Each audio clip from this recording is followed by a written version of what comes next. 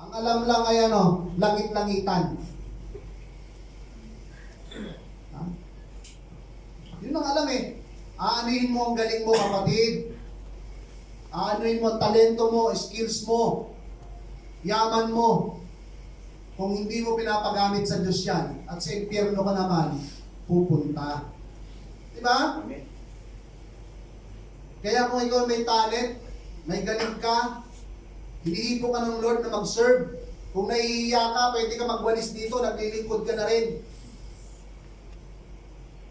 Pag araw ng linggo, nandito ka, niyayaya mo yung kasama mo. Pagdala ka ng mabuting balita, tara sa church. Dahil nandun ang tunay na regalo, nandun na yung tunay na kapayapaan. Amen? Amen.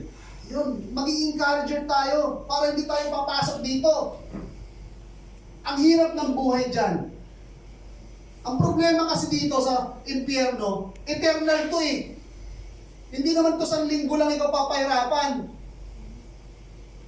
Naranasan nyo na ba magsalita sa buhay nyo? Naranasan nyo na ba to? Yung minsan, inis na inis kayo, galit na galit kayo, nasabi nyo, impyerno ang buhay to. Nabanggit nyo ba yun? Minsan? Kung nabanggit nyo yun, dito pa lang sa lupa yun. Dito mo pa lang sinasabi yun. Eh paano kung napunta ka na dito? Totoo nga ang impyerno. Lord, patawarin mo ako, forgive me, ayaw ko dito. Sa tingin mo, makakalis ka pa doon? Hindi ka na makakalis doon. Kasi ang pagpapatawad ng Diyos ay ano? Kapag ikaw ay buhay.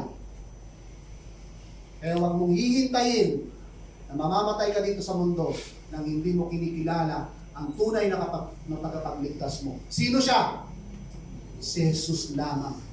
Ang tunay na makakapagligtas sa atin. Saan? Sa kahirapan dito sa impyerno.